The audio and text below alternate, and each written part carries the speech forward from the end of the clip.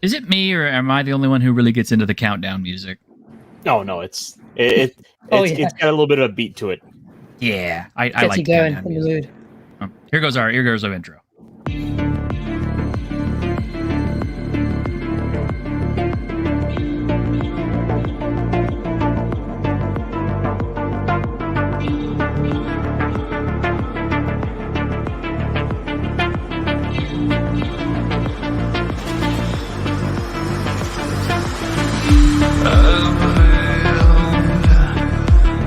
Inside this cold,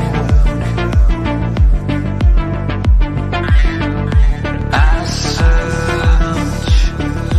search till I fall for you,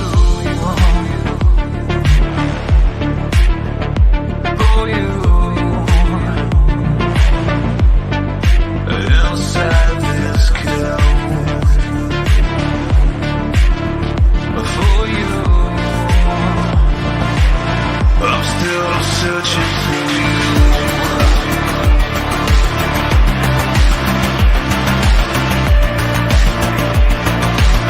I'm still searching for you.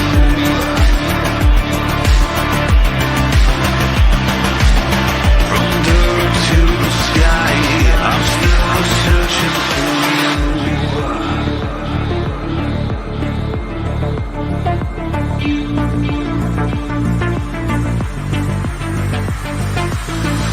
I've seen you inside this cold.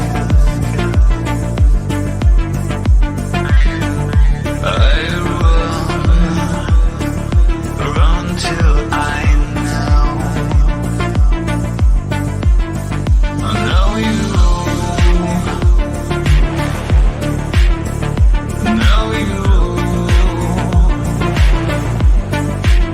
inside my heart. But now I'm still searching for you.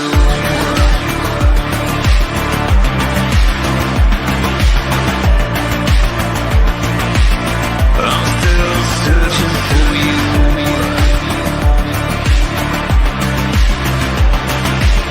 From dirt to the sky, I'm still searching for you. Hey, everybody out there in YouTube land. This is your t-shirted historian, and welcome to the Week in Geek. And here is my lovely panel. We have Mr. Ironcaster. Hello. Hello. We have Esh Singh. Yo. And for the first time in a few months, we have Mr. Jace Falks. Hello, everyone. Long Doing okay, time. Jace? I'm doing really well, man. A lot of work been done, so Well, I'm glad you're all right, man. I was worried about you. I'm good, man. All right. Yes. And hey, man, you got some good news, don't you? I do. You do. All right, man. Tell us about your good news, because I want to hear about this. Which of the news? Which one? Memnock. Yeah, I know. Yeah, he's coming back the 18th this month. So episode 3 of Let's Have a Real Talk is coming 18th this month. So it's gonna be really nice. That is going to be nice. I loved it hanging out with him last time. He's such a cool guy. He is, and he's really excited because we're also going to talk a little bit more about, The Crow, Brandon Lee, Bruce Lee, Ted Wong, more martial arts stuff at the same time. So it's going to be really interesting and really fun. Awesome. I cannot wait. I'm very excited for it. You're going to be there, and I'm pretty excited for that. Oh, thank you. Of course, man. As far as now, I know it's just going to be me and you. As far as I know now, we will see if we get some other guests, but for now, it's going to be me and you t-shirts. Okay. Well, I'll have to load up on questions because certainly, Bruce Lee is a topic that I'm pretty he big knows on. a lot about, so you need to get the facts straight. Definitely. All right. Well, somebody who you guys may have noticed has not been with us for a little while now. Our dear friend Grim. I haven't said anything about it because, as far as I know, he wanted to keep this kind of on the down low. But for those of you out there who have been wondering, where's Grim? Where is Grim? Okay, Grim was checked into the hospital last week. He had a lot of problems, and apparently they found out that he had a severe case of hypertension. I mean, it was making the blood vessels in his eyes swell and all this other stuff, and it was it was bad news. I mean, he very nearly could have died from it. And in fact, he did post a video up about it today, and I asked for his permission before we started talking about it. But this is excerpts from his video. If you want to catch the entire video, please go over to his YouTube page, which I'll post up the links here in a minute, and check out his videos, and maybe leave him some well wishes if you miss him, because I know he could really use our support right now. But this is from his video. Yeah. So, I nearly died.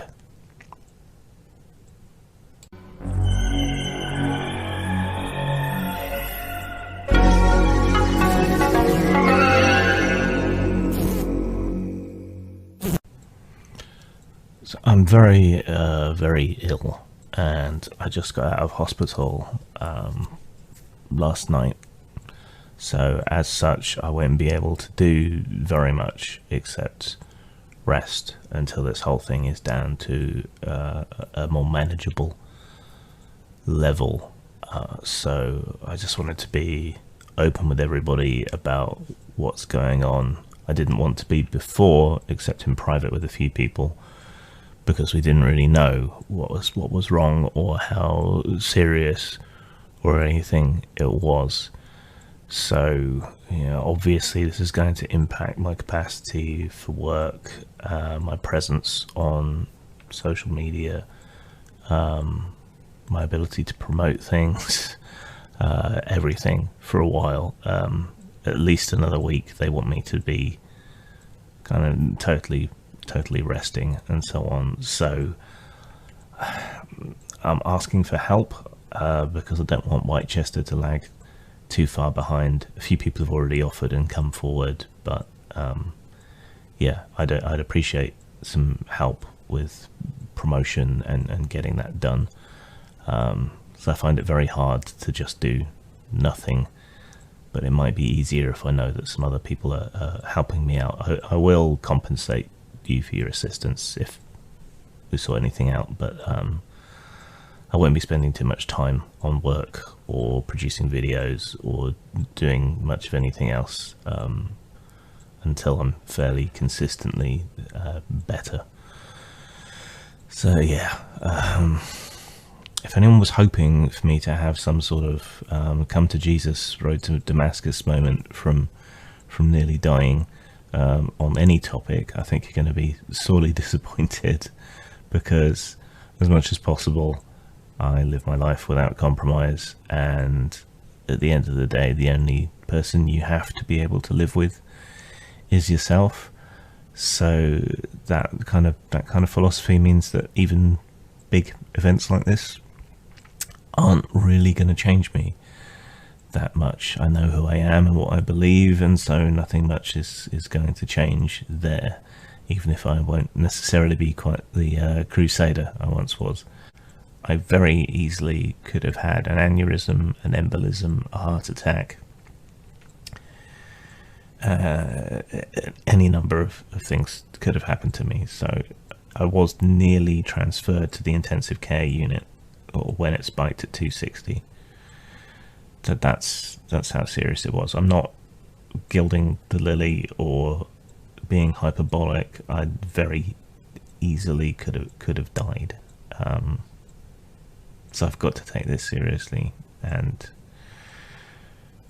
make changes and make sure I rest and recover, and I hope everyone will be understanding of that.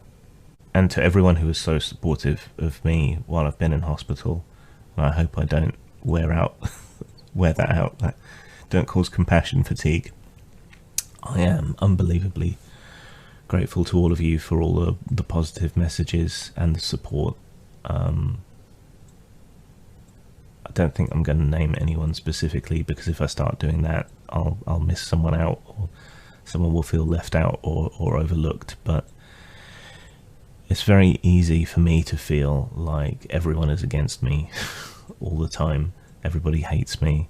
Everyone believes all this bullshit that goes around about me. But excuse me.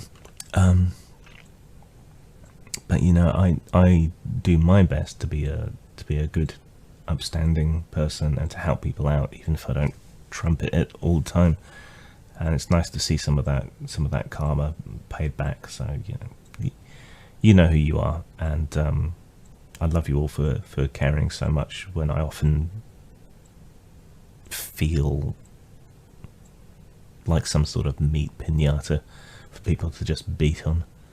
So really, I don't know how to express how much I appreciate all the positive support and messages and everything I've had. If I haven't replied, it's just because I'm trying to minimize my online time, because it can be a source of stress, and to prioritize when I do go online just little bits of work and looking at cute animals and sexy ladies. So, yeah. So I nearly died. I'm not going to be particularly available for a while. I need some help. I still don't know what's wrong, but I thought it best to level with everybody. Sang. Yeah, so there you go, guys. It's straight from Grim. And that is a very shortened, cut down version of the longer video that he posted about what he went through during his week in the hospital. So I'm glad he's home. I'm glad he's recovering and resting. And, I just want to give him all the support I can, because, that's my friend, And he's a good guy. And he's a good guy. Yeah. He's really good. Yeah. So, I would appreciate it if those of you out there who also like Grim, if you go check out his channel, maybe check out his videos, leave a like, subscribe if you haven't already. Maybe leave a nice comment about, get well soon or something. Or if you can hit him up on Twitter even, and I'm sure he'll appreciate a lot of love and support. Yeah. Yeah. 'Cause I think he gets overlooked a lot. Oh, thank you, Snorty. I really do appreciate it. Yeah, I'm not good at the mushy stuff either. I mean, I tend to cry a lot, so.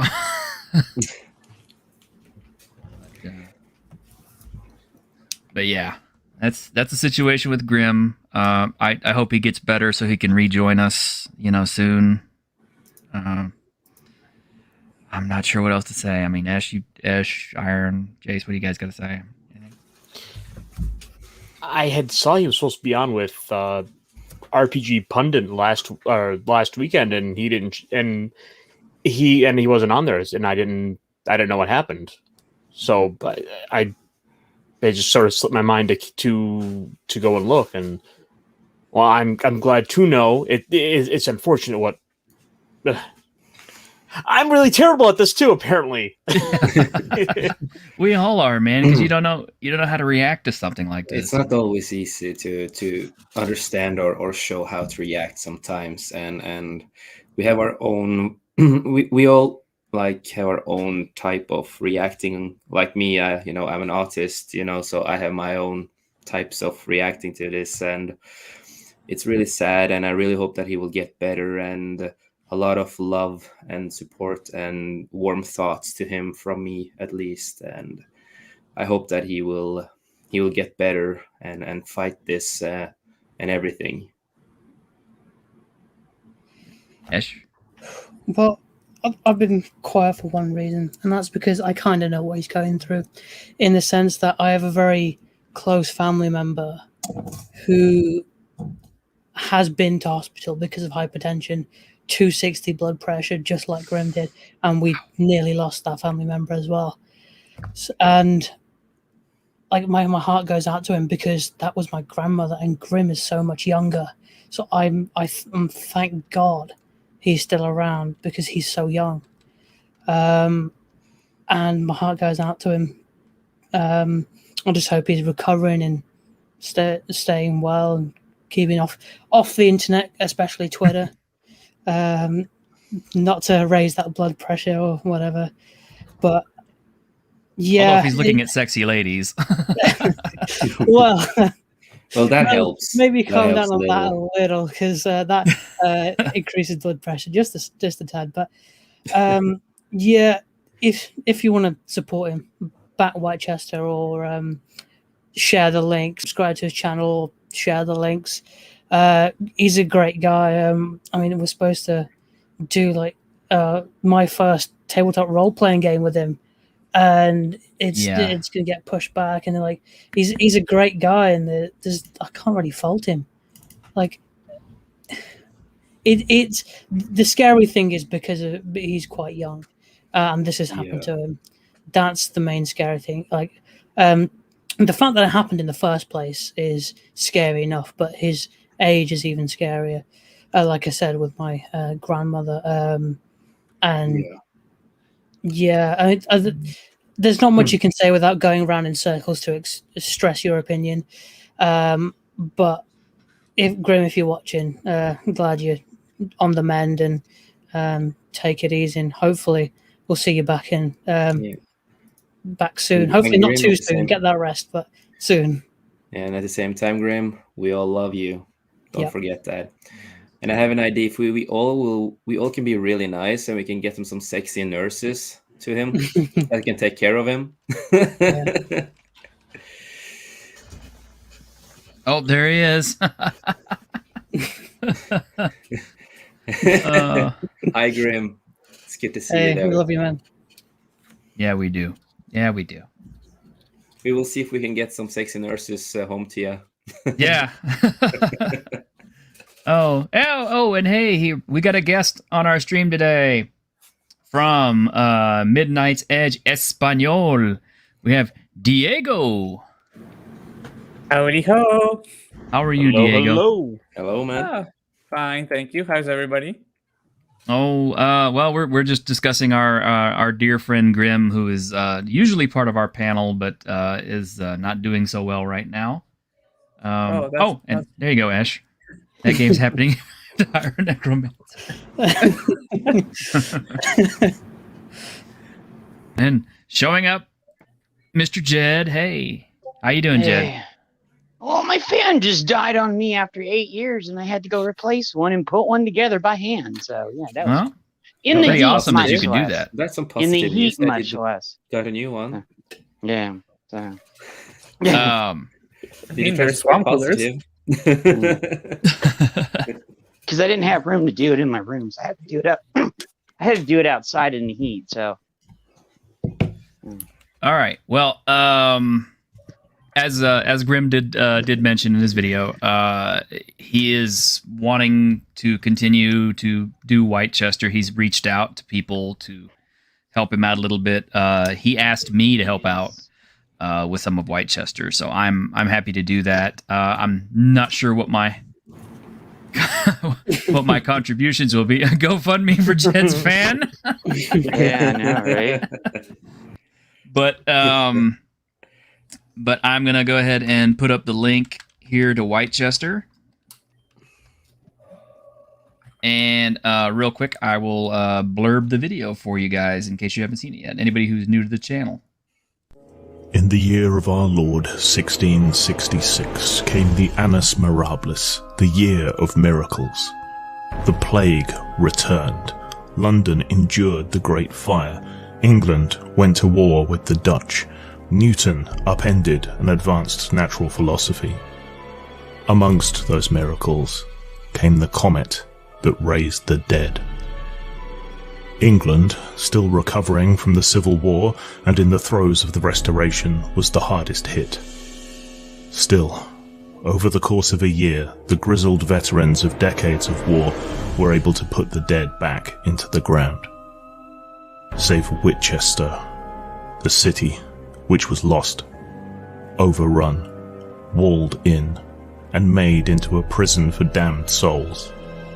Resurrected as Whitechester. It is 1667, and you are condemned. May God have mercy on your soul. Back Whitechester on Indiegogo for more information, cheap and free products, and a chance to shape the city of Whitechester. Whitechester will be a 500-page city crawl for 5th edition D&D, Grimdark 5th edition, and hopefully Morkborg and the OSR. Spread the word.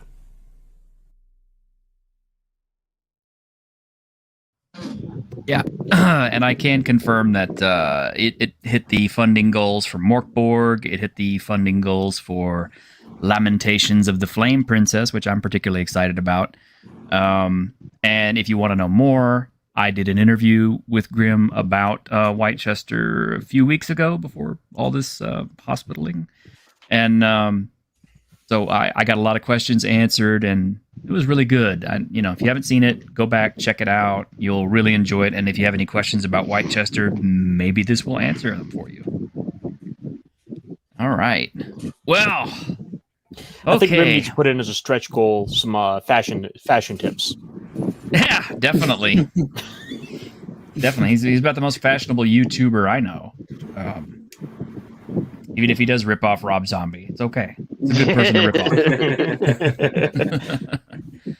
off. All right. Well, so Diego, you got any news for us this week? Only the fact that reviews for Dune are coming out. And man. It seems people are actually liking it. And what seemed interesting is that many of the publications of what we call traditional media from Hollywood, they're not liking it, but they're not liking it because either they don't understand the source material or they're being very pedantic on it. Yeah, But meanwhile, the rest of people are happy. That's my usual experience too. If the critics hate it, you're gonna like it. Mm-hmm. But I mean, most critics like it. Actually, most critics like it. It's just that the main ones, like your Vanity Fair, your Variety, your Hollywood Reporters, they're like they're the ones who in Rotten Tomatoes, for example, they're putting it's not fresh. I don't give much credit to Rotten Tomatoes in general, but still, just the fact that most critics are happy with it, right? It's exciting. It happened. I just see this news on the same day I get the Dune comic, so I'm happy. That's cool. And you got that Dune comic, didn't you? I did. How is it? Nice, man. Okay. As a quick, review, it would be like it's a very good story so far as how it's built, very in line with what it would be in the Dune universe, something that happens very in line with the universe. So, in that sense, it doesn't feel out of place at all. Ooh. Very cool, man. Oh, you got one too, huh? Is that the same one though? Is it? House Atreides number 9. No, that's House Atreides. Mine is the first one that came in July. Sardaukar? Blood of the Sardaukar. So I need to get those House Atreides ones out. But I mean, the whole point of it is this one. The best part is it's actually sort of a story that's self-contained within the first book. So if you know Dune in the first book, you know what's going to happen. You know how it's going to end, right?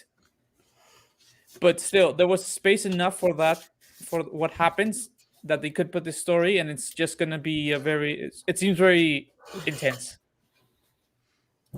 So Grim has said that he saw the Lynch version back in the cinema back in the days when you get a chalk ice juice and a juice during intermission. I remember that one too because we saw it in the theater, and they had to give you like a little booklet that explained all the terms and everything when you went in there, so you wouldn't be lost when the film came on. Dude, when I went to go see Dune in the theater, they gave me a comic book. Oh wow! So, cool. Yeah, it was a Dune comic book from Marvel. So I was like, they're giving me a comic book, and then we're like, yeah, we got to have an intermission because the movie's so long. I was like, okay, because I knew that my friend ran the theater. I'm sure if somebody heard the stories on Nick's channel, I had a friend that I could just walk in there and watch any movie I wanted to up until his theater closed later on in the late 90s. So I could just walk in there and like, hey, dude, I want to go. Yeah, go ahead. So I used to be able to do that when I was assistant manager at my theater too. I'd sneak my friends in. My only thing was it's kind of like, since theaters usually made their money off concession, I would always tell people, it's like, I'll get you into the film for free, but please buy some concession. They're like, yeah, I'll buy some popcorn and a drink. And I told them that too. I was like, if you can buy stuff, because a lot of us were poor and stuff back then, because but I said, if you can, because we had one rich friend out of everybody there, so he would basically do stuff for a lot of us, but I made up for that from like, hey, I got this friend over here, I got this place over there, they can hook us up, just buy us nachos or some stuff, Yeah, so, Grim says back then 2-hour movies were seen as impossibly long. Yeah, and then Kenneth Branagh broke everyone's ass with that 4-hour Hamlet. Holy shit. I know, right? And now 2.5 hours seems to be the norm. Yeah, kind of. Wait, I remember the original Gone with the Wind, when they showed in theaters, it was a 2-parter as well. It had an intermission because it was even longer than 2 hours. Mm-hmm. Because I actually saw it in theaters again, like they re-showed it here like about, I think in 2018, 2019, can't remember exactly, because my girlfriend is a fan of that movie. Yeah. Oh yeah. And we saw the original version, the one they showed in theaters at the time, where we even had our 15-minute intermission so I could go and get more popcorn. Nice. I have never read Dune or watched anything of Dune, and I know I need to. Yeah, it's a sci-fi you're going classic. to, if you're going to go watch it, go track down it's I think about 3.5 hour long fan edit. Is superb. Yeah. Yeah. And Sting is in the movie too. Oh yeah. Yeah. A lot of It popular depends if you actors guys are in know there. the name of an edit. but Maybe it would be a little bit more helpful to find it. Okay, but if you're gonna watch something of Dune and you want something more coherent with the books, there's the miniseries from Sci-Fi when Sci-Fi was actually good. Yeah. Yeah, the sci-fi one was good. I have that. those here too. Ash, you've done anything with Dune? No, which is a great segue to a question I've got is, Okay. if you, like me, you don't know next to nothing about Dune, what's the best place to start? Like, what books or comics or shows? What's the best starting point for all of Dune? Start with the first book, Dune. But I would say first, if you want to see something before the movie comes out and you're sure you're gonna see it all before the movie, watch the miniseries. Okay, that's the best point. But yeah, Sci-Fi had a pretty good one as well. Mm-hmm. Yeah, that's the one I'm talking about. The Sci-Fi miniseries is a Sci-Fi good one. Channel. Because it's, even though yes they take out some things for pacing, it still works. It takes the important parts, so you have it respects the books. Now if you're sure you have enough time to read the dense tome that is the first book of Dune, yeah. okay, It's huge, dude. yes, that's why I recommend most people, you want to see something that tells you the story of Dune before watching the movie. It's better the miniseries because you're guaranteed to watch it all before the book. Meanwhile, oh god. Yeah, you'll be there. It's like book. War and Peace, like literally. And it's not just one. Remember, this is not one. It's a series of books that are all it's basically this whole series. Yeah. How many books are there? technically. Quite a few. Well, you got the first 3, the prequels written by Brian Herbert, who's Frank's son. Then you have the original 6 books that are Frank's work, as well as Brian finishing his work after he passed away. Mm-hmm. So that's why people have a bit of an iffy, there's a division of fandom between those who say, let's call them the purists, who say you only read Frank Herbert's work, but you don't touch anything his son wrote, even though his son is his son and he had the notes, Mm-hmm. Yeah. Then there's those who say, okay, it's not, you notice it's not exactly the same, but still, this is the ideas that Frank had, but unfortunately couldn't complete, and his son has completed them. Mm-hmm. But they're his notes. It's like how Christopher Tolkien took his father's notes and gave us a Silmarillion. It was basically, the book was written, but in a series of notes. All he did was compile it and give it some coherence and connection, some parts that were still missing, and that's what we got. That's why it doesn't feel so disjointed. Yeah, and that's the reason, and I still consider that part of the Lord of the Rings. I still consider that part because Tolkien still did part of the the stories, because he still did write it. Like he said, his son just put it together for coherency. Like, Yeah. his father, on Dune, he did the same thing and just helped it go along so he could get it out there to the world. I mean, the only advantage Christopher Tolkien had was the fact that his father told him the stories as bedtime stories. So he would tell him the stories of how the Maiar and the Valar and Iluvatar, as well as the creation of the world. So Christopher already had an idea how the book had to go because of his bedtime story. So he just went and done. So one of my co-hosts, Brightest Day, on his channel has started reading through the novel for Dune. So that might be something worth checking out if anyone wants to get a taste of what the novel's like before that comes out. And I linked it in the private chat, so you can check that out later. I can link that up. I think you can too, can't you? Are you wrenched on my channel? What? You expect me to actually do something? Come on. Yeah, I know. I can hardly get Iron to do stuff either, so Well, I'm just happy he gets on the show, honestly. I mean, I love having Ironcaster on the show. He makes. Fine, I'll get out of bed and do it. Don't make me be the dad, Iron. Okay, I'll beat you with this belt. I'll beat you with the space seal. A space seal, no. Ironcaster's a fucking good guy. Yeah, he is. Yeah, he is. Not to just gush all over our YouTube community, but honestly, we do have a really cool YouTube community. We have some really great people in it, and honestly, I wish that we had. I could get more of them to come on the show because there's so many cool guys out there who are YouTubing that I would like to highlight and say, hey, look, check this guy out. His shit's good. This guy, his stuff is great. Guys? Are you not including women here? What the hell? Oh, yes, of course I'm including the women, of course. You're so sexist. Not just the men, the women, the children too. No, not the children. This is an adult show. Yeah. There's limits. We have limits. We have standards. Yes, we do. Seal, no. Something positive I want to bring up, since we are trying to stay kind of positive about the good things in geekdom. You've probably seen other people hawking this stuff on their channels, and I'm sure there's Twitch streamers who will, who have all kinds of sponsorships and stuff. I don't have any sponsorship. However, if they want to sponsor me, I'm happy to say good things about it because I have just tried some G Fuel, and this is the Maiden's Blood. This is actually really good. Yeah, and Ironcaster does it too. Also have tried some Spicy Demonade. Ooh. Good stuff. That sounds really nice. We've gotten somebody tried to give us some sponsorships, but it wasn't what would have fit for the channel. So what was it like? Depends sponsorships or something? No, it was some Raid Shadow Legend. Raid Shadow Legends. Actually, I ain't gonna lie, and they're like, "We'll give nah." Well, the only reason I even wanted to invest in G Fuel is they were running a 2-for-1 sale. And it's like $35 for a little bucket, and it's 40 servings in a bucket. Yeah. And it's like 140 grams of caffeine, which is actually pretty good, along with all these other great things in it. But it's just, you go to the store and you pick up a can of, whatever, Monster, Mountain Dew, whatever the energy drink is, and it's like $3 to $4 a can.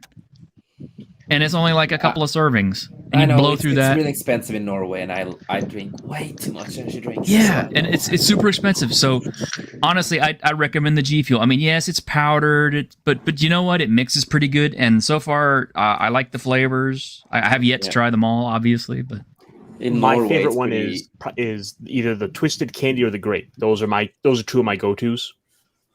Unfortunately, it's really hard to get G Fuel into Norway. Unfortunately. Really? Do I need to smuggle some to you? Yeah, you probably did. Yeah, just smuggle everything. I'll put it to you this way: at least you can get it. My country, it is illegal. It is? Yeah, energy drinks are illegal? Yeah, it is. But it's not because it's GPO or anything like that. It's just because it's food. Wait, what? They have some weird. Yeah, some weird laws. Yeah, around the world. Yeah, it's like unless you're It is my basically bala. an importer, you have a license and all that, you can't just bring food. Yeah. I mean, What we are the even fuck? limited in how many packages we can receive a year unless we have a tax ID number. Mm-hmm. Jeez. What? I'm Yeah, so What country is sorry. this? Or are you not saying? Latin America. Latin America. Okay.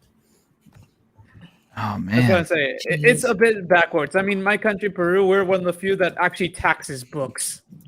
Oh, that's not even right. Yeah. You're taxing knowledge. Yeah, they Yep. do. Wow. And And- you wonder why we have the crazy straw hat man leading us. And poor Grim, he has to cut down on caffeine. Yeah, you need to cut down on the caffeine, man. Your Yes, hypertension yes, is you not do. gonna let you do that anymore. You know what? I would love for a sponsor, Arizona tea. I drink that all yeah. the time. I would. You guys I can would too. sponsor our channel any day. Like Hell yes. I love Welcome to their the green Dreamcast. tea. Yeah, I love their green tea. Yeah, so I drink that every day. Hey, if Yeah. Monster Energy wants to sponsor me, I will be all for it. I drink an unhealthy amount of Monster. If any is good super coffee unhealthy, brands yeah. would sponsor us, I would be all up for that. Oh, and we've got Latino Slant. Hey, Polly, how you doing? And Diego, he's watching you, Diego. Yeah, dude, Hey. Paulie's always watching, man. Like he's lurking all the time. I'm The silent glad. assassin.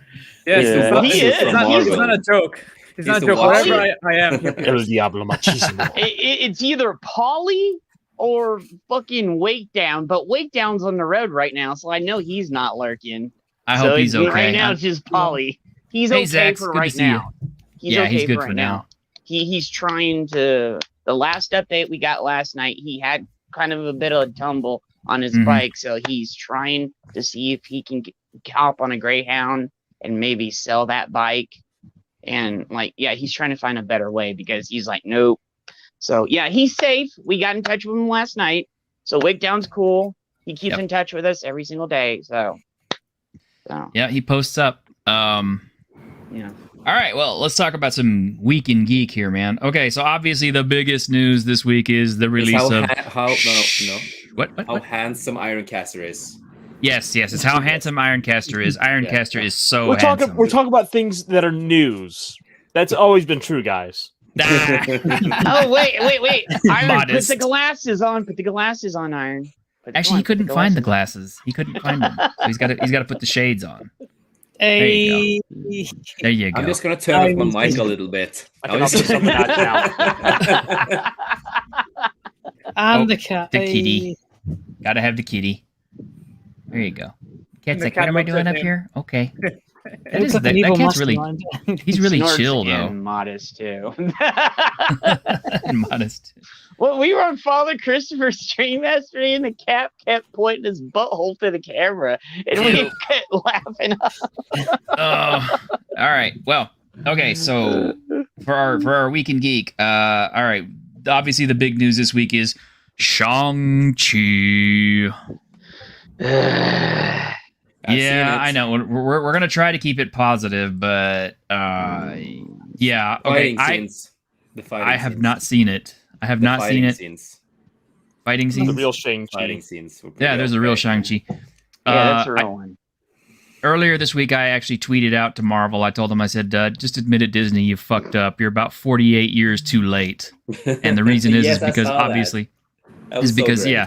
because Bruce Lee's been dead for 48 years. He died in 1973, That's which is the year I was only born. Shang-Chi. So, If I'm ever gonna have something, Bruce Lee would be the best. yeah, he Yeah. would have been the best. And obviously, we've had Simu Liu, who's been putting out all of his Twitter Yep. crap, and I've called him down on it every single time. The only thing I will say, because we're trying to stay some positive, and I'm Yep. always honest about this, is that he's a really great actor when he gets the right roles. He's a great actor. He's a shitty person and stupid, but he's a great actor.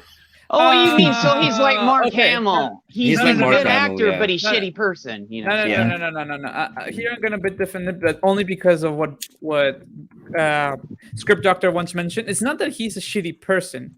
It's more that he's not very autonomous. So when they tell him Oh. what to say, he's usually gonna say it. This is what I understood from Script Doctor, who's actually talked with him. Okay. Yeah, okay. But that So then he I can doesn't. understand it more, He doesn't go against the corporate bosses per se. That's what better said. Company Oh, man. So Company man. That's the he's best a way to say yes it. man, basically. Yes, as far Okay, as so I he's a can yes man understand. instead. So I can't agree that he might be that he's a shitty person. More, I think it's just that they tell him you got to tell these points that they ask you, whatever, and that's why. And as Paulie was saying, I noticed. Yes, Well, yes, Paulie. if you did see the thing on Twitter, they're like they put meat in it, like try to keep Jed positive. I mean, I But imagine it's not. he's a great actor. Yes. He can be a great I actor. mean, I think he's a he decent wa- actor. He had one of the most popular shows in Canada at the time. Yeah, Kim's he did. oh my god. Convenience. Yeah, he did. Yes, I just saw the whole show done today. Yeah, and that's why I say it's like he has a chops. And the full disclosure, actually, I'm not sure if you guys saw it. Paulie saw it. He gave his reaction. He actually enjoyed it. Yeah, I gave it a 5 stars. Okay. Out of how many? Let me clarify when we're keeping it positive. Okay. Keeping it positive on my channel is kind of like like how you have an old garden hose, and the first time you turn it on, it kind of has to blow all the shit out of it first before the clear water comes out. That's kind of what we have to do on the show too. We have to air all the negative shit, get it out, get it off our chest, and then we can go to the positive stuff. We're getting to the good stuff. We're getting to the positive stuff. Yeah. Back when the movie was first announced, or I should say, I have not seen Shang-Chi, so I'm going to be very limited on what I can say about it. It's Shang-Chi. Shang-Chi. And the legend Shang-Chi. of the bracelets. So when the movies were first announced, Shang-Chi and Doctor Strange were the two movies out of what was announced that I was looking forward to because I did have some familiarity with the character. And I figured, this would be a chance to do a cool kung fu movie. Mm-hmm. And from what I've heard, that's by and large what you get out of it. Yeah. I can say it like this: when I watched the movie, I can honestly say if this was an MCU movie, it would have been okay because it doesn't feel like an MCU movie. It just feels like a movie that tries to be a martial arts movie. Yeah, that's basically what I was like, eh. Yeah, but I did like a lot of the fight scenes, even though Shang-Chi's a little bit puss, but I'm gonna be quiet. The second character who gets kicked in the balls. Yeah, that was the part I was gonna talk about there. Yeah. They had to include that. I did like one cameo, kind of. The character is in the movie for the most part of the movie. It was fun to see him again. I'm not gonna spoil it. But a character. Okay, post it in private chat. Post it in private chat. Yeah. I couldn't believe it when the Punisher showed up. What? But wait, when Spidey showed up at the end, so. I love Punisher, okay? That's not even funny. Yeah, so I typed it in the private chat. When that character showed up again, I was like, okay, I do really like that character. Yeah, I was like, I thought Andre something mentioned happened. Yeah, I was Yeah, I thought Andre something mentioned happened. it. I was like, oh wow, Yeah. that's a surprise. And So- I That will was say, really fun. I did see I did see Andre's review of it, and he said it was good too. I mean, he said it wasn't a bad film. He just said it was just kind of like they tried to put too many separate elements in the same film. And that's what when I did write this in the private chat on Twitter after I watched the movie. It's like it has a lot of good parts in it, but a lot of the good parts are a little bit they're like boring, but they're still decent good parts. If you get what I mean. And no, I did enjoy it. Like I said, it's much better than Captain Marvel and Black Widow. Anything can be better than Captain Marvel. I even said I like Shang-Chi more than Endgame. I like Shang-Chi more than Endgame because I don't like Endgame. God. Let's not talk about that. Let's not talk about that. Love it, hate it. You have a love-hate relationship with that one. But like I always been honest. I've never been a big MCU guy, so I don't. Okay, love that's the fair. movies. Yeah. So that's like me with the DCEU films. I'm just kind of like, yeah, whatever. They are what they are. So. but I enjoyed it for the most part, and the humor was okay. But I just have to say, the fight scenes is what really kept me, because I love fighting. Yeah, me too. And that's what I want. Is What, I you want want to make good something kung of it, fu films. Jace? You want to fight over this? I'm gonna fight. Let's go, bro. Let's go. But one other thing. He's got him in a ground grapple now. He's got him in the guard. Movie is they actually have actors who can fight. Yeah. So it's less stunt people who fights. And I think that's a really step up, because a lot of the other old actors from movies have had a lot of stuntmen and stunt women, right? Mm-hmm. And I'm so happy when I see actors actually doing more of the fight scenes themselves. And they have classic. Cool, Polly. They have like classic actors, Michelle, she's a classic actress from a lot of martial art movies with Jackie Chan and other movies, and she can fight. And Simu Liu, he can also fight. So I'm happy that the actors could really fight, and that really that was a step up for me with acting, at least, and how they made the movie, because that is important things for me. Is actors and actresses, they need to learn to fight in some movies, because when I see stuntmen and stunt women all the fucking time, it's a little bit annoying. So I'm always happy when I see actor and actress are actually doing their own thing a little bit and fighting. And Paulie, if you want to do a black belt breakdown of fights, I'm always up for that. You know me, I'm a martial artist guy. I like fight scenes. I love to break them down. I'm always happy to critique them. Okay, that reminds me. Yes? Honestly, here, when you saw the first trailer for Shang-Chi, did you say, okay, this? What do you thought about it? Did you say, okay, I'm going to watch it from the get-go? Or you're like, oh, it seems fun because it seems like a martial arts movie. I want to see it. What was your initial reaction when the first trailers came out? Okay, my initial reaction was, it doesn't look like a martial arts movie. It looked like a fantasy film, but it also looked very disconnected from the rest of the Marvel universe. I was like, what is this? And I understand that the version of Chinese Wakanda is basically what they're calling it, is in there. Yeah, but it's a good term for it. So. Yeah. I will say, and I'm going to say a positive thing about the movie.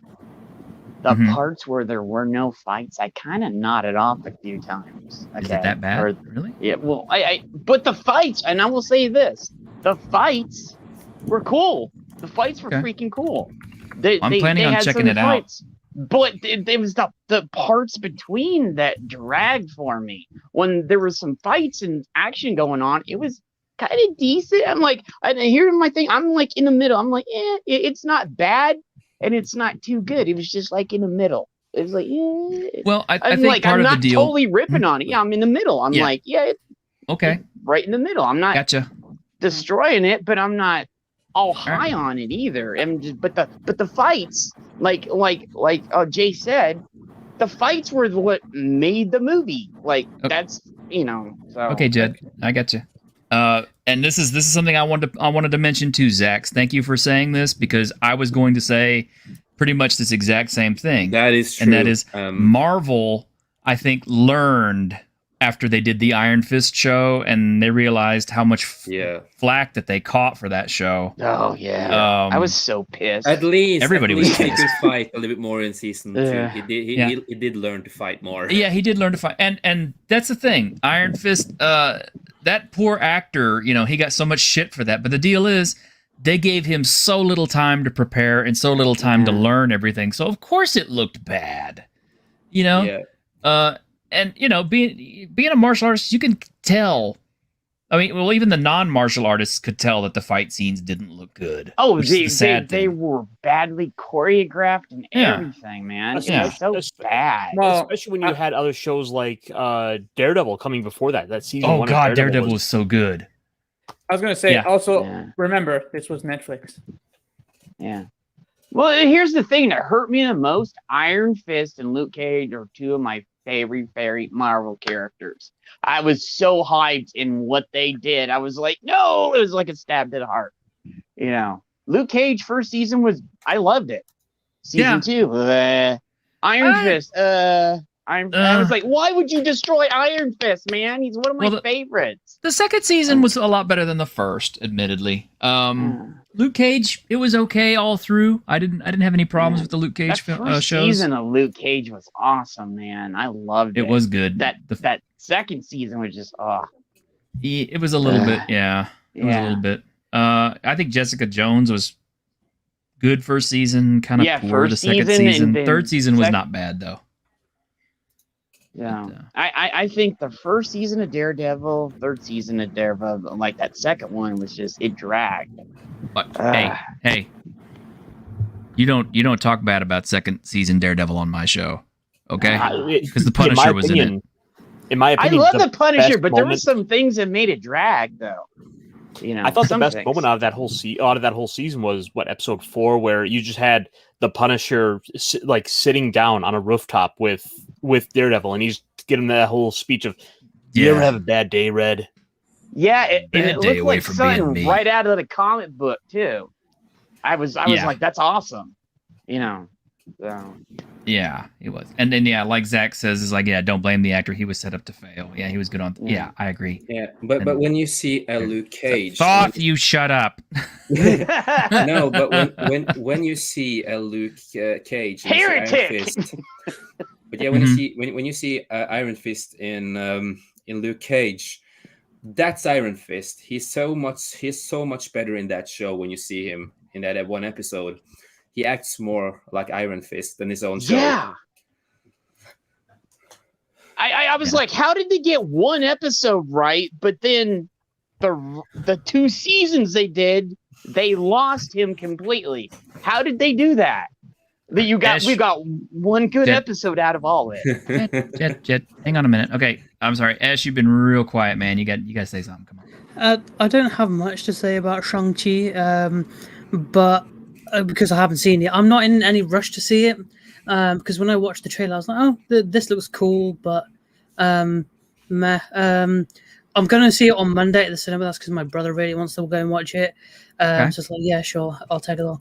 But one thing I do want to try and do is, when the film comes out, I want to see if I can watch it in Mandarin Chinese with the subtitles to see if I can be more immersed in it, because it's kind of like a Chinese fight film, and I want to see if I'll enjoy it more in Chinese than I could see English.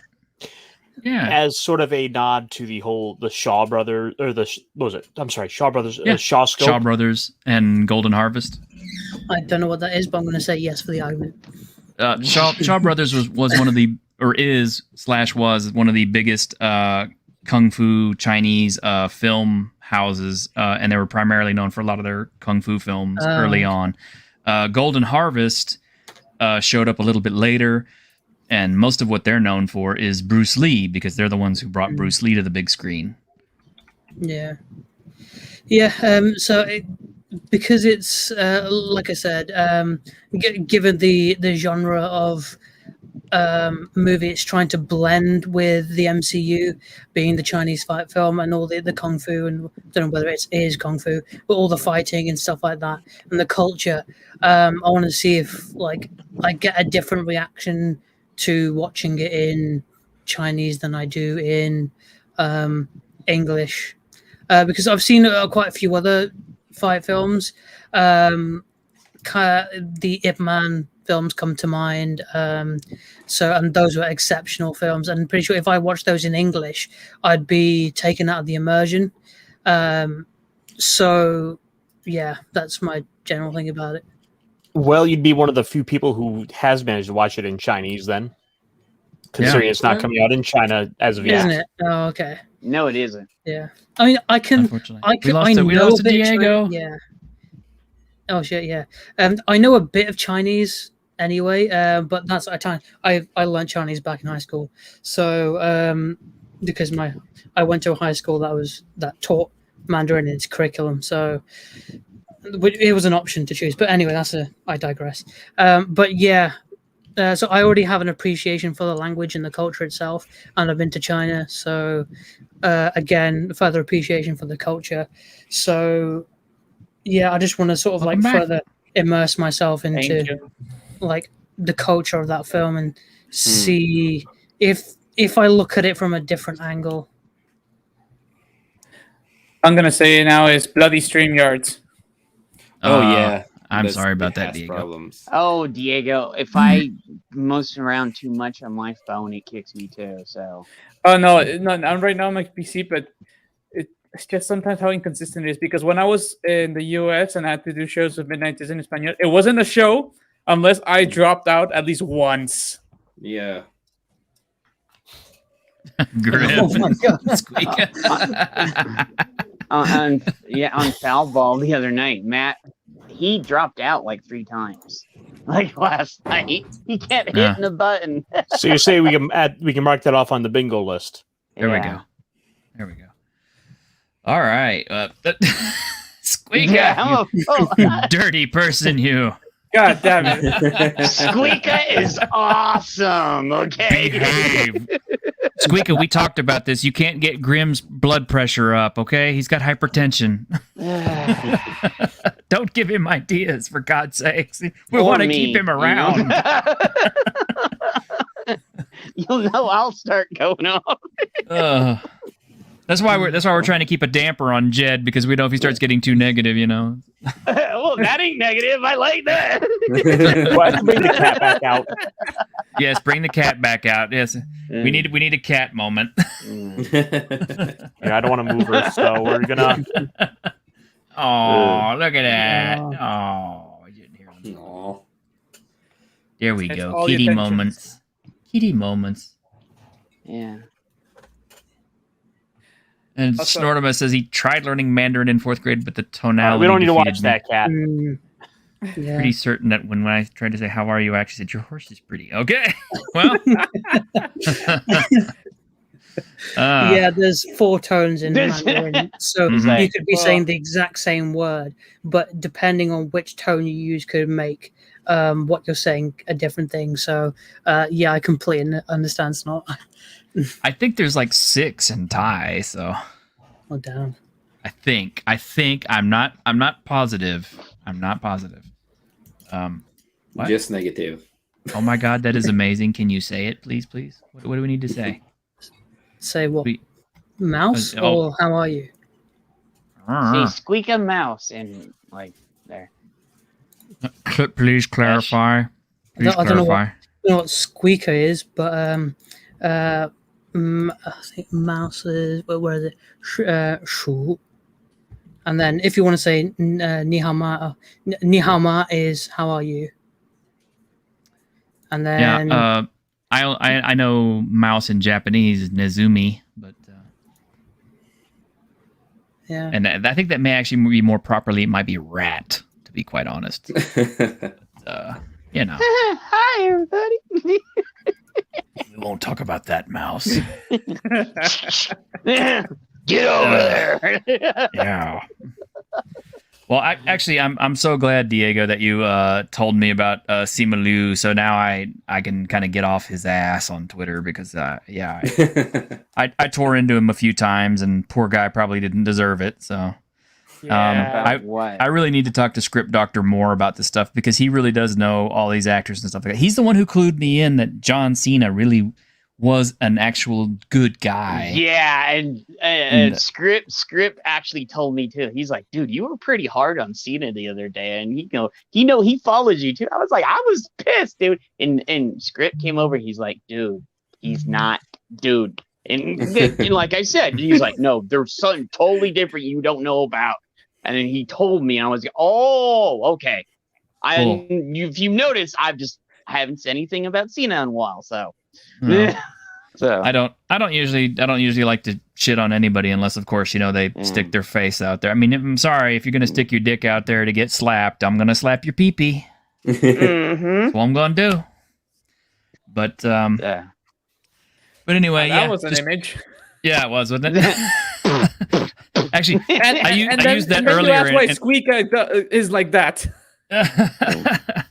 It was funny. I used that on in our Talisman game earlier on Mary's game channel. I said I ran into a monster on the board, and I said, "Oh man, I'm going to get my pee-pee spanked," and I think the entire crowd died. So. I But wonder anyway. why. I wonder why. Squeaker, are you a Fuda? Oh He's my not. god. I guarantee you she's we're not. not going there. Oh, Ari had a horrible moment in Jed, Midnight Edge After stop. Dark when I explained to them Dakimakura. Oh boy. This stream just got weird. Let's Thank you. return But I to had to something hide. fun. Let's return to something fun. The fact that that we're like what, under a month away from Dune, if they don't push it back more. Let's hope not. I don't even want them to talk push about it back. If we talk about it, we will jinx it. Yeah. I don't push back Dune and don't screw up Ghostbusters. Those are the two movies I'm looking for. Wait, Luis, the one who's always with Andy Signor, Popcorn Planet. He's actually seen the movie. Yeah. Remember, I was on the stream with you, Diego. Oh yes, you were there, and he said said that he cried on it. Oh, yeah, dude. And so I have hope. I'm like, me and Diego, and then and Pablo. Me and Pablo were going off. Like me and Pablo were just like, because we're like we love Ghostbusters. Me and Pablo were going off on the stream. Like we're like, oh my god, please be good, please be good. I still have never seen Ghostbusters fully. And Zach, you're exactly correct. Yeah, Cena did. He spent a lot of his downtime doing charity work for years. He doesn't get enough credit for that. You're exactly right. He does a lot of Make-A-Wish stuff and other things like that. Yeah. He is actually genuinely a good human being.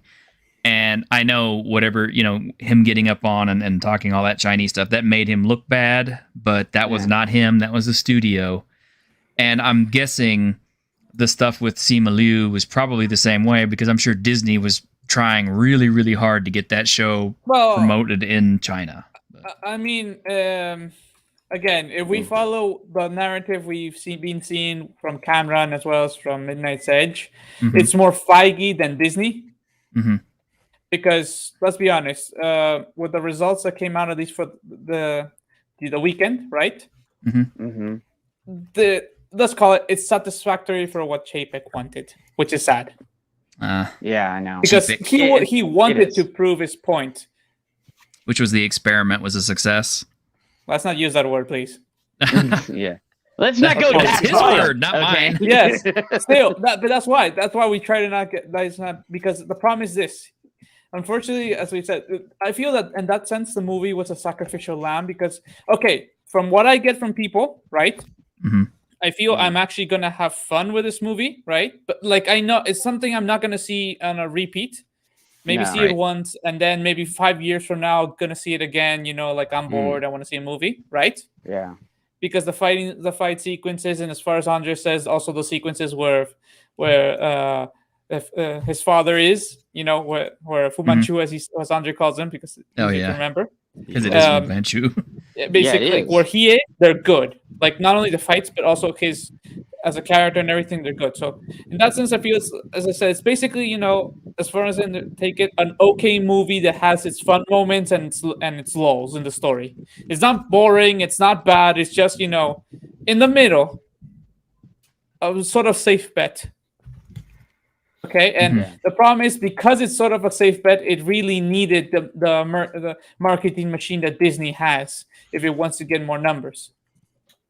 And that's what I feel, because I'll be honest, as I said before, here in my country, how things are right now because of the whole the beer bug and everything. It's how the economy is right now, the situation. I don't feel people are gonna go and see this movie, not because it's bad. It's just because they're gonna prefer to waste their money that now they have less on something that will be more entertaining for them. What they're gonna value as more, bang for the buck. Right. Yeah.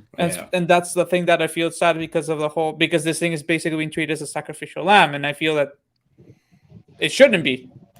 Because from what I'm hearing, it's not bad. No, I haven't heard bad things about it. And they already know that Spider-Man is going to be a big hit. Because, and I'm excited about that one too. I'm going to go see that one in the theater for sure.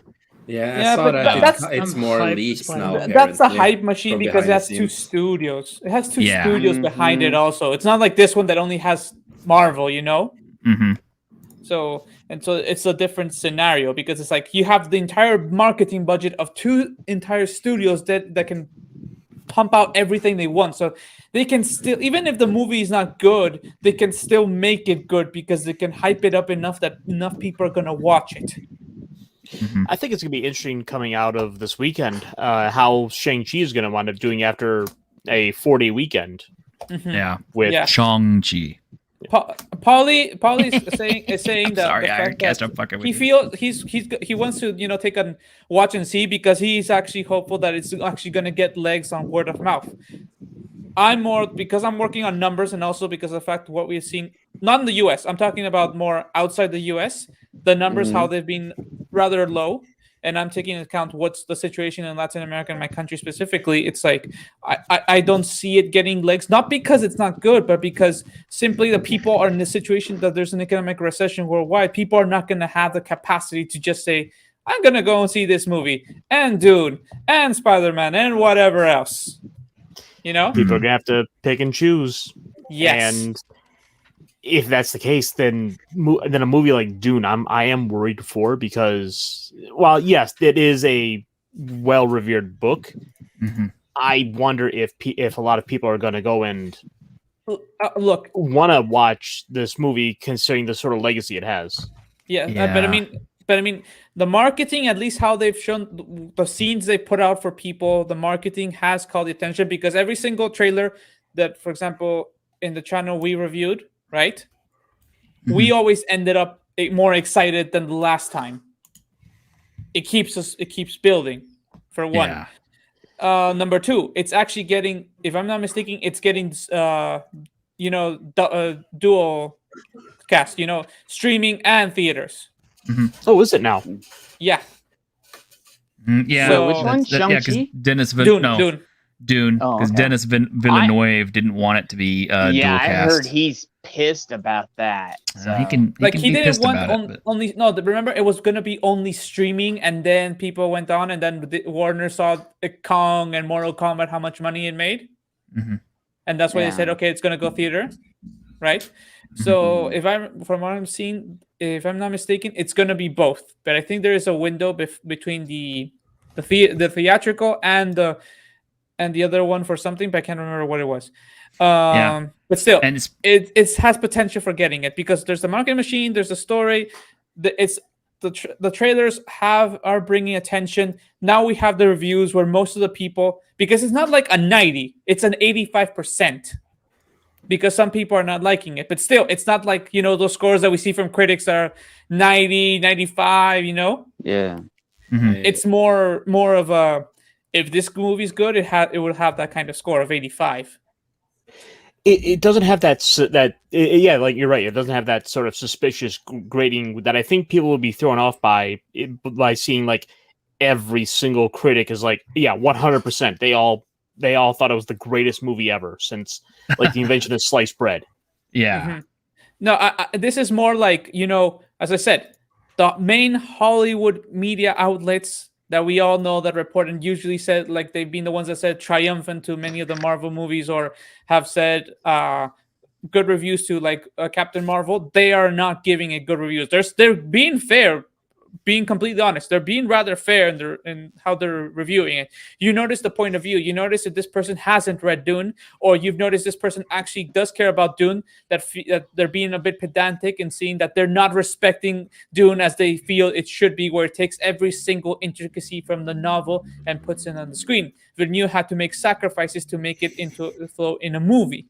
That's why he also, part one, not a single movie, but 2 parts for at least the first book, And I feel that the people who are downplaying it, who are fans of Dune, are being pedantic, and the people who are downplaying it, but you can clearly see that they don't understand the universe because of how they critique, for example, how they describe the spice melange as simply saying some kind of thing in the soil, not explaining for what it's done, or the fact that also the air of Arrakis has spice melange flowing like in the air as well. It's just saying in the dirt shows that they don't have an understanding, the fact of its importance. Well, there was, I can't remember if it was Variety or Vanity Fair. No, Variety. That guy really was a Dune fan because of the fact how he described spice, how he described things of Dune, that I thought only a person who actually has read the books would have some kind of understanding of this.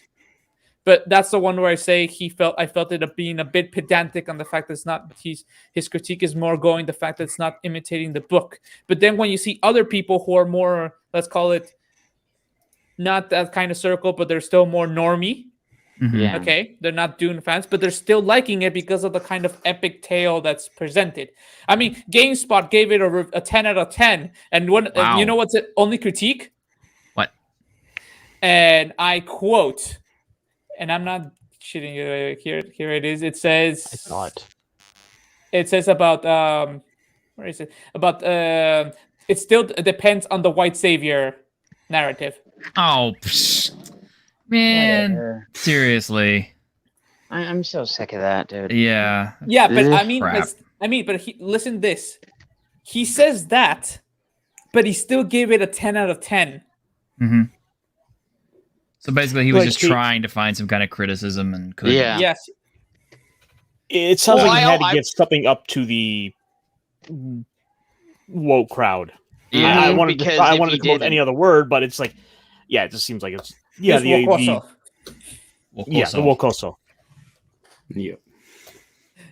But I mean, yeah, but that's why when I saw the reviews, aside from the trailers, because for example, we saw on Thursday's episode about Vanity Fair's had an exclusive, had a clip, 46 seconds, right, where Paul is fighting with a master at arms Mhm. who's teaching him, right? Yeah, Gurney. Yeah, the fluidity of that combat, the fact that it shows you not only small details, like the fact that when Paul vaults over the table, the shield is activated because it's touching against a weapon, because the table has knives, and clearly he was near it, and the shield was activated, and you saw his hands while he was vaulting on it. The fact of how it lights up when the knife is touching the part, showing red zone danger, it's gonna go through because only knives can go through the personal shields. The fact, the brutality, the fluidity, the movement, and the fact that simple scene can contextualize how brutal this world is. The fact that they're not training with weapons; they're training in hand-to-hand combat with small knives, a form of combat where you can see the life of your enemy leave their eyes the moment you stab them. Yes. A very personal form of combat. It's just to show how brutal the universe is now Yeah. in just 46 seconds. Well, I still remember how much they freaked out when they were talking about atomics for atomic weaponry and stuff like that, because that is still apparently a big deal for the Dune universe. I mean, there's entire planets in the universe that are completely dead because of that. Yeah, and I don't think Gadi Prime, which is where the Harkonnens live, is necessarily a really great place itself. But Yeah, but I mean, that's what I like when I saw this. Aside from the trailers where you see the Arrakis, the view of Arrakis is like, oh my god, there's just, you feel it, how it should be. Yeah. The worm, that scene in one of the trailers where you saw the worm, how massive it is. yes, It's like it's that. The scene of the combat now, in that article, where it actually shows the knife, the Chris, how Chris it knife, looks. Yeah, and like the fact is still the closeness of it all. The fact that the best part is how people criticize the actor Timothy Chalamet. I can't remember his name right now. Chalamet. which one? The one who does Paul Atreides. Gurney They describe Halleck? No, the one who does Paul Atreides. Timothy Chalamet, I think is I don't know his name, but yeah. The fact that people criticize him because they said, how can he be Paul Atreides? But that's the whole point. Paul Atreides was not a warrior. He lived in Caladan, a paradise world. He didn't have to work a day of his life. Of course, he was going to be, He literally had no muscle. Like, he was small. Like, But also, ultimately, at the end of the story, he's not the Yeah. savior. Exactly. That's the whole point of how, but also the transition of what Paul Atreides becomes, because the fact how in the scene you can also see how effusive his personality is when he says, "I'm not in the mood," and Gurney's like, it's not about being in the mood. It's to be ready at all times. Another thing that makes you understand how brutal the world is, and it's like this kind of attitude that matches perfectly what Paul started as, because he's a spoiled brat in many senses. He's a prince after all. He doesn't have to work. And his dad is even cousin to the emperor. that's even greater detail. It's like he is a noble in all sense of the word. But but it's the future noble. It's not like the medieval concept of a noble where they had to be warriors all the time because it was a society that was always need to be at war. Here, it's more like you don't necessarily have to be at war all the time. It could happen, but it's not necessarily. And that's the thing. That's why Paul is like, I don't want to do it, at the beginning. But that's what makes his change so important. Yeah, and see, that's the thing about Herbert. Herbert was he was just an awesome author who really knew human beings and human nature. Because as the books go further and further on, you find out that all of the changes and stuff that Paul tries to create on Dune, like bringing rain to it, it's killing off the sandworms, it's destroying the way of life of the Fremen. All these, his sister Alia basically leads like an almost not quite suicidal, but definitely like almost genocidal cult that kills in his name and all this other stuff. I mean, it's just. That's why he doesn't finish the whole process of the Golden Path, because he's afraid. It takes his son to do it. Mm-hmm. But I mean, I think you'll have to forgive me for the pronunciation here. Denis Villeneuve, the director, I think he was the perfect choice for doing this movie after having seen how he did with the movie Arrival. Like it seems like looking back on the movie, that was his test run for ultimately doing Dune. Interesting. Yeah. Visually speaking, I would say yes. How he visualizes things. I would agree on that. Well, Especially also the handling of the prescience. Mm-hmm. I mean, yeah. There's also that reminded me. There's a mention in the reviews where they talk about the ships being inspired on insects. Okay, and it reminds me of the fact that the ships in the Dune are inspired on animals. Yeah. I mean, like in the comic, this is the beginning of the comic, the one I already read, so it doesn't spoil anything of the story. But the aircraft the Sardaukar are using are eagles or hawks. That the same sigil as House Corina, the imperial family. Well, and the thing that has always been gotten wrong in all the films is the ornithopters, which are basically they flap their wings like birds to fly. Yeah, I mean, I think the problem was that, let's be honest, Dune is a universe that is massive because of how Herbert wrote it. Like the sole fact how he describes scenarios, how he describes people as they move or when they talk, that kind of universe they talk, and also the fact that how he could put in such few words for what the book is. Okay, for us it's a lot of how you used to describe, but 10,000 years of human history. It's incredible, and also that's why it's so difficult. I mean, there's a reason why you see so many elements of like Dune is clearly the primary source material for why 40K exists. There's a 10,000 year gap between the Horus Heresy and the Imperium. There's the Emperor of Mankind. There's navigators who guide spaceships. There's this fear of the machines. Yep. Well, that's because those of elements. That's because of the machine uprising. And also in the 40K universe, there's a machine uprising as well. So it was like there's so many elements at Dune, and that's why, even though yes, other universes like Foundation also were part of the inspiration for 40K, but if you see the one that's the primary source for Warhammer and in many other universes is Dune, because of how much material Frank Herbert gave. And because, I mean, for example, have you ever noticed the fact that everything in the Dune universe, like the Fremen, is all based on Arabic? Yeah, that's right. Because they're descendants of the Sensuni wanderers. They're basically a mixture between Buddhism and Islam. And they would wander Muslim in the uncle. universe, and they were you need to enslaved. say something about that. The Sunni tribes. Yeah, and the fact that in the 40K universe, all the Imperium of Man is so fervently, dogmatically cleaving to the Emperor of Man. I mean, to the point where, I mean, you know, the Emperor of Man is basically just a rotting husk or a decayed Like husk that psychically keeps everything together. And the fanaticism with which all these people cleave to him is the same kind of fanaticism that people have towards Paul in the Dune universe. And like I said, that's what causes Alia to become this fanatic genocidal killer in his name. And that's mirrored in the Warhammer 40K universe, that's a good observation too. But of course, Dune lacks really cool stuff like the orcs. So Yeah, but I mean that's because fantasy. But I mean the whole point is this: that why I feel that people should, even though they might not have read the books, they should still give the movie a shot, because as far as I can tell from the reviews, from the trailers, from what Villeneuve has talked, right? It's a very faithful adaptation of the book.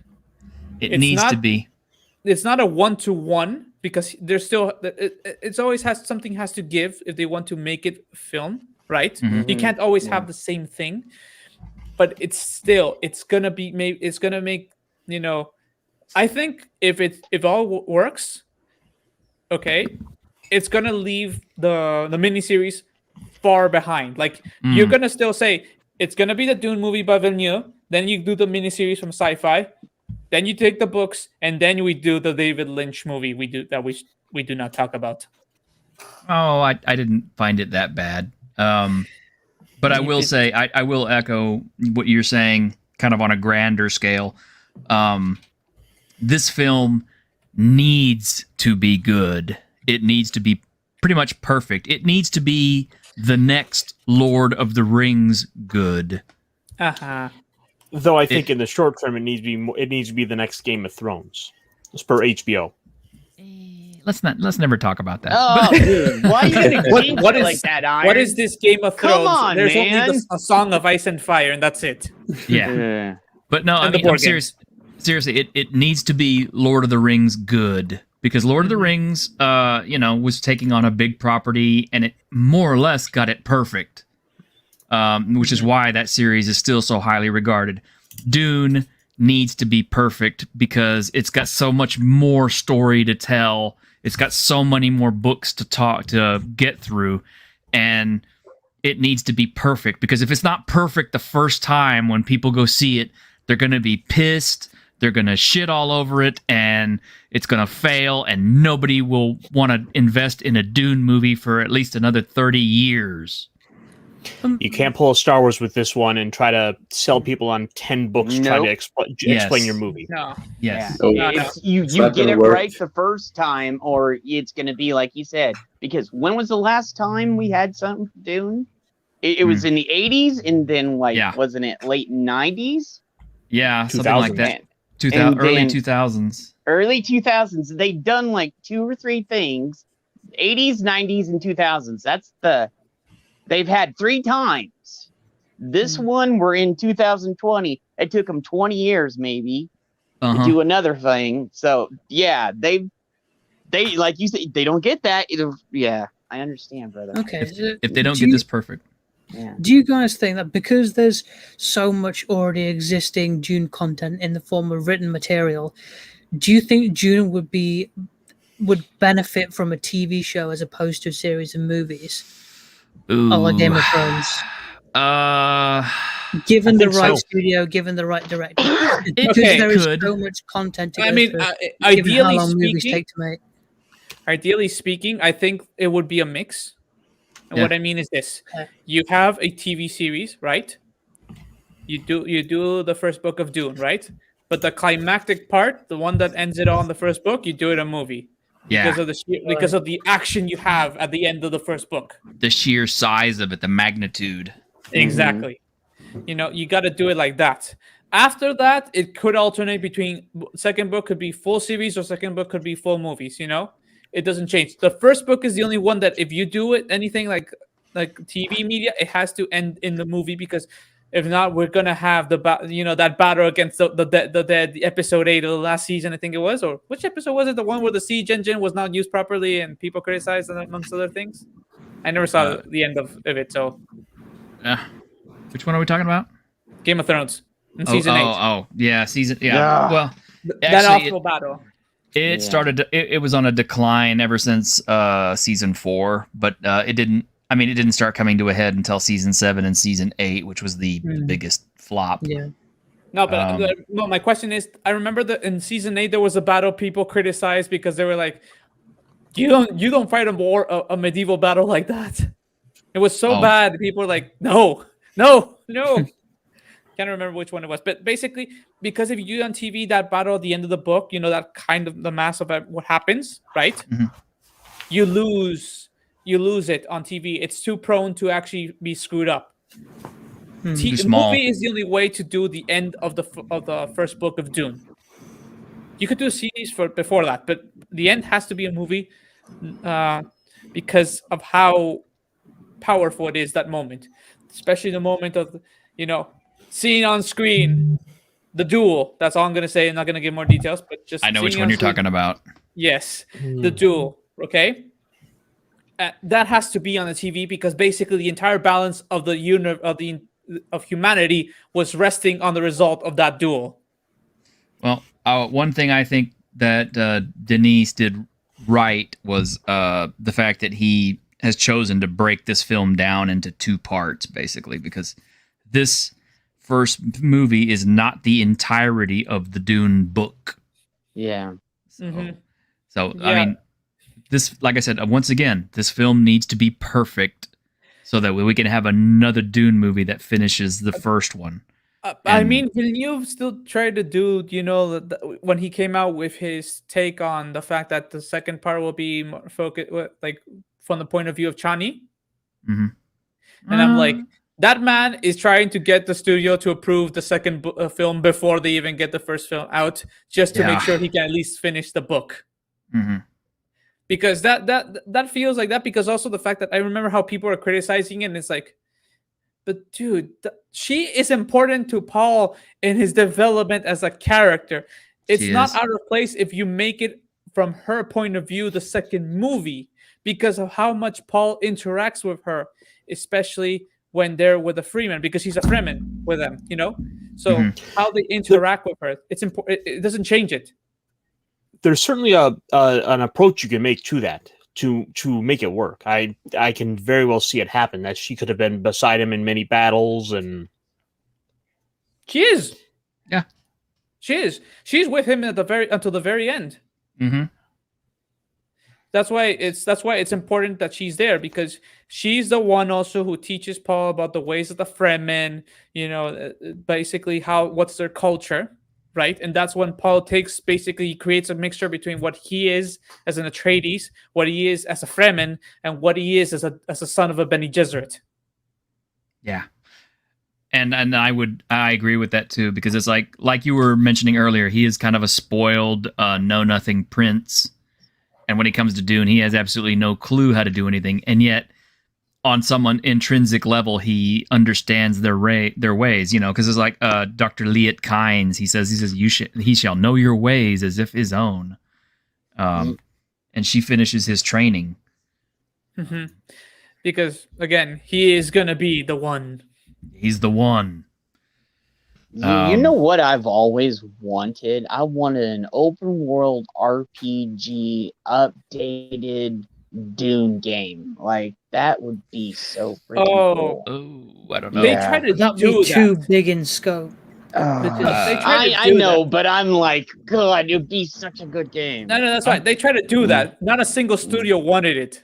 Yeah, I know, and that's I'm like, I hope one day we'll get one, but No, what I would like is how there's Crusader Kings, or there's the game Star Dynasties, right? And for the PC, that they do something like Crusader Kings or Star Dynasties with the Imperium of Man in the Dune universe, and you can be one of the houses.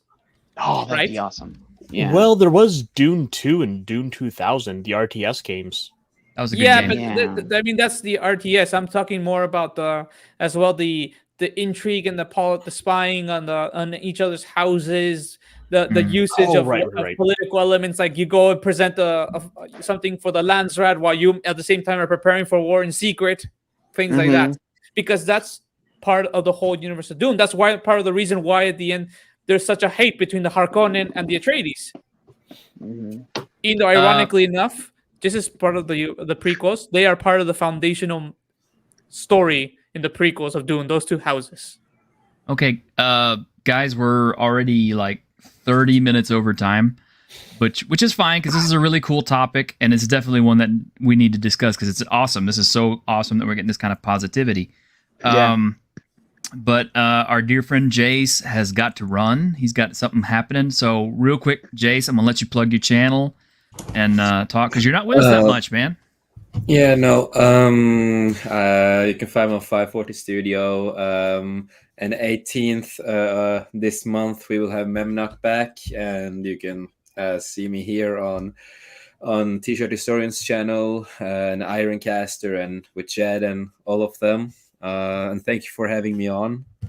It's my pleasure, man. But I have to, like I said, I have to go. An important call. So, but thank you so much for having me on. No, and, man, it's my pleasure. It was nice to meet you, Diego. Real nice to meet you. Nice to meet you too. So thank you. Take care, Jace. I hope everything's okay, man. Yeah, talk to you in a bit, brother. Okay. Yeah. Thank you. Yeah. All right.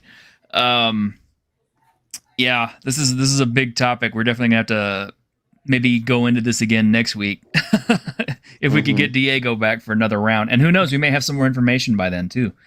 Yeah, hopefully. But hey, Kylock, you're coming in a little late, buddy.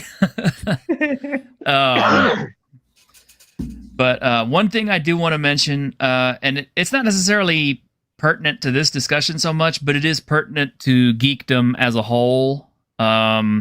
If you are, like me, an Amazon Prime member, you may have gotten an email if you subscribe to like some of their other services like HBO. I got an email just yesterday or the day before from Amazon that says HBO is discontinuing their service with Amazon Prime. Oh. So after the 12th of this month, HBO will be removed from Amazon's list of streaming services, and any money will be returned to you. This kind of upsets me because I really enjoyed having Amazon Prime to source all of my other movie watching. That's the reason why you get a Roku. So. Yeah. Some of us don't have Rokus, but matter of fact, I've got a Fire Stick, so. Yeah. I don't. Nah, I was either gonna go with the Google one or the Roku, and the Roku seemed it had more. You can do more with it too. Yeah, but if you're an Amazon Prime person, you're gonna lose access to your HBO here pretty soon, just like me. So I don't know what I can really tell you about it other than if there's anything on HBO you want to catch, you better catch it quick because it's gone after the 12th. Yeah, and wait, so were you guys getting HBO Max with Amazon Prime? Yeah, I actually had they upgraded. I was subscribed to HBO because I was actually watching Westworld, and I don't want to get into a big thing about Westworld. But you were watching Westworld when it was good. Yeah, when it was good, the first season. It was good. But I was subscribed to HBO and I had continued my subscription. And then, when HBO Max came out, I was like, oh, they upgraded my subscription to HBO Max. So that was awesome. I was able to watch HBO Max. And now apparently HBO is splitting from Amazon Prime for whatever reason. Because they're a competitor now and they have to. There's also the fact of the whole the situation involving the Discovery Warner merger, which might have something to do with it. Yeah. Right. I think it's either that or the fact that maybe Amazon, said like we want to change the terms because of the merger, right? To get a bit more money. Yeah. And Warner was like, "No, thank you. Nope, we're out." I have altered the deal. Pray I don't alter it any further. Yeah. That may be it. It was like, nope.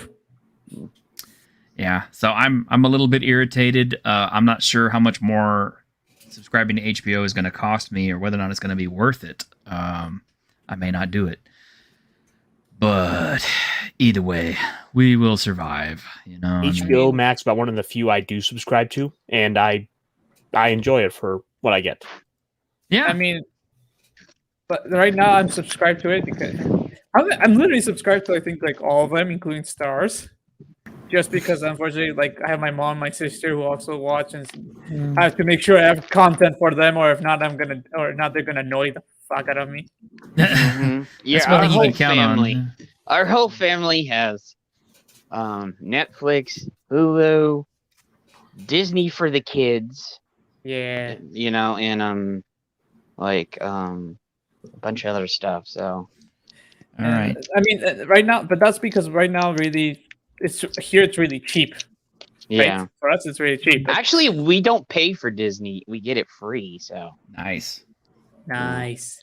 But I mean, the problem is that what people are talking about is the fact that at one point people are going to have to choose one that's going to be their primary, and most are like saying Netflix is going to get cut because most people are now thinking about it. It's like, when was the last time you've watched Netflix? So, like recently, I only started watching Netflix again because they have Shaman King, the 2021 remake, Cool. and I'm like, and they're respecting the original, the 90s one. I saw the episodes, and it's like, oh my god, this is like watching back the 90s. It's the exact same episodes almost.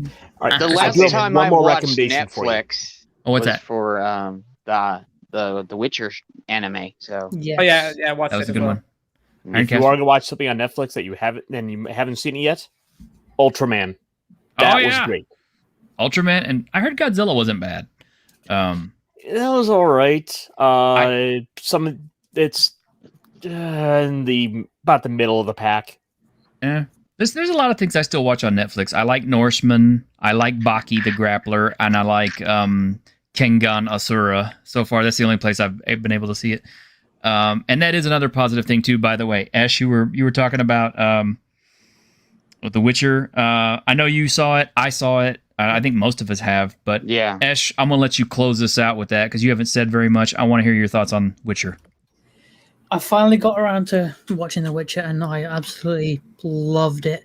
The anime? The Yes. anime, yeah, the anime show, the anime movie. Studio Mir did an exceptional job. For those that don't know, Studio Mir also did Dota Dragon's Blood, which is also on Netflix, and they did which the Robert Witcher also does. yeah, too. which R&B was the animatic editor for Dota Dragon's Blood. But this Witcher film, it was so good. The voice acting was great. Animation, as I said, it was great. Story was great. There's really, I can't really fault it because it, as a movie, it had the drama, the edge of your seat feel. It had the stakes were high, and from start to finish, I was just hooked. And I honestly cannot fault that film. It was perfect. Awesome, dude. As a Witcher fan of the regular show and the games, it just tingles all your Witcher senses. And there's some surprises that are pretty awesome in the anime too. So that you don't even so. All right. Yeah. Well, like I said, we're almost 2 hours over limit here, so I'm gonna go ahead and close this out. So let's start with.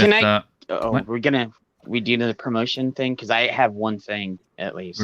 We're gonna do promotion. Okay. Don't worry. Okay. That's where we're at now. Okay. I'll let you do it, Jed, since you're so hyped. Oh yeah. Okay. Tonight, I think I gotta say. Let me check the time real fast because I gotta go on there. Okay. Can I do the promotion? I want to promote. Wait. I didn't know he was gonna come to me right away, dude. Okay, fine. We'll go to Ash. He's always ready. Oh shit. Ash does his homework. He's a good boy. Thanks for that. Well, on Tuesdays, I do my regular show with Amanda Gillen Presents over on Twitch. I'm the podcasting co-host over there. On Thursdays, I'm on Clobbering Times for the Global Geek Gang, and when the Global Geek Gang isn't on, it'll be on the Pop Culture Archivists. On Fridays, I play Minecraft with Explorer of the Multiverse, and occasionally I'll be on TGIF with the Pop Culture Minefield crew. Saturdays, like today, here on T-Shirt Historians for this great panel. Sundays is the big show of the week for me. Pop Culture Archivist with Jed and the crew. And I'll be playing like Fortnite or other games here, there, and everywhere, all over the channels. I'll be paneling, whatever. But the main thing that I really want to plug is Grimm's Whitechester. Going back that, I'll share the link, or subscribe to Grimm as well, because he's going through a bit of a tough time with his health. And one thing that will make him feel a lot better is how much we can support him as a community. So go Grimm stuff. So yeah. Yeah, we miss you, Grimm, on the panel, man. So You ready, Jeb? yeah, I'm ready now. Okay. All right. Tonight, the Cotton Connection, and I've said this all week, and Snow's loved me for it. Tonight, there is the final chapter in the Where's Jolly saga. Ooh. Oh yeah. Okay, on Snowdove's channel. Where's Jolly? The quickening. There might be a person we all know called Drunk 3PO showing up there. Nice. So, Jolly may show up. We don't know. And my character that I do on this show may show up. So, it'll. I'm not going to spoil anything, but yeah, it's going to be fun tonight. So please go to Snowdub's channel and come over there, and we'll have a ball. It's wild every time. So, all right. And then tomorrow, Sunday, is our thing, and it's probably going to be a round table tomorrow because I don't know what we're going to do. Round table's always good. Yeah, so we're just going to bullshit probably tomorrow or Sunday, and I'll figure out Sunday night. All right. Ironcaster? Hey, it's that handsome bastard. There you go. You guys can find me in all the usual place for me, which includes the Pop Culture Archivist stuff. And over on my channel on Tuesdays, you can find me doing the Gundam Roundtable, where we're going through episode by episode of the original 1979 anime, Mobile Suit Gundam. I could also be found sometimes over with Jace over on his channel at 540 Studios. And I'm thinking maybe I'll do a little gaming tonight. Who knows? Nice. What you gonna game? What are you gonna do? Oh, well, one got? thing I could do, and I just picked this up today, thinking playing a little Darkstone. Diablo 2, basically. You guys play Diablo? What if we did a knockoff? And we'll just show a little bit of the back. Look deep inside yourself. There is a dragon. Is there a dragon slayer within? Oh, dude. The once peaceful world of Uma is living I under have the dark that shadow in of my dragon. PlayStation. I feel like we got to do like a text collection. crawl. Yeah, really? All right. And our guest today, Mr. Diego from Midnight's Edge Espanol. Would you please plug your channel, sir? Well, as Teacher Stern mentioned, I'm working with Midnight's Edge Espanol. We have streams on Tuesdays and Thursdays, as well as many streams. Yes, the content's Spanish, but on streams we do have also do articles in English. We do talk a bit in English. So if you want to hop in and give it a check, see you then.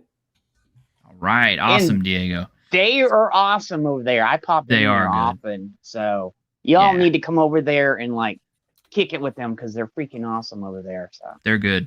They're Yeah. definitely good. I've been there as many times as I can. yeah, me too. Although work is keeping me from it now. And this is me. Hey, I'm your T-shirted historian. You can catch me here on Saturdays at 4 p.m. at this particular location on YouTube.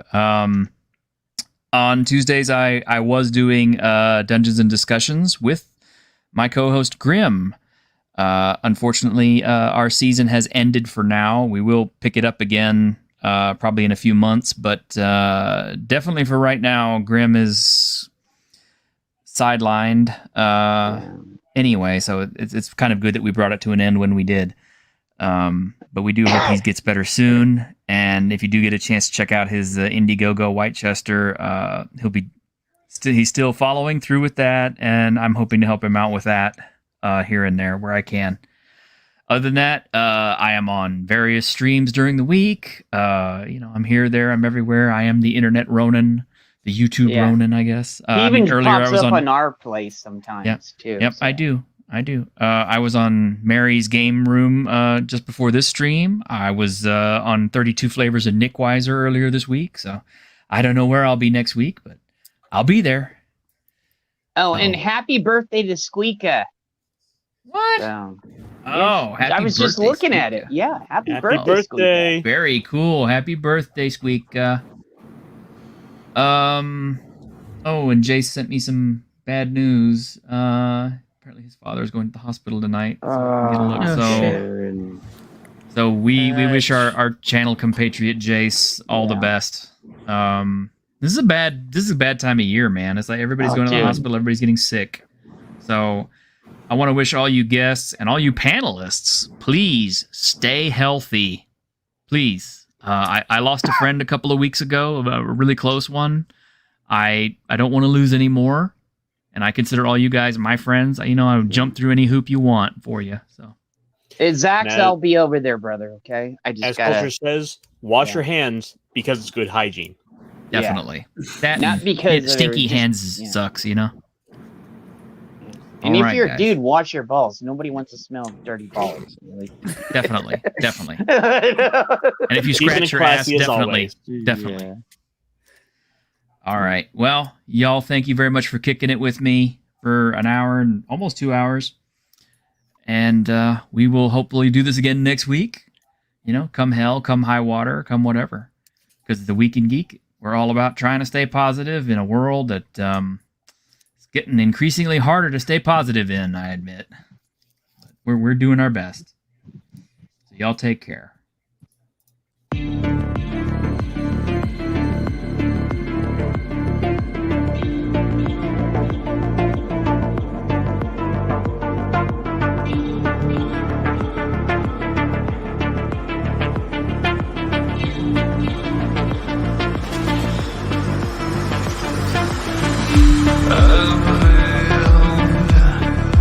Inside this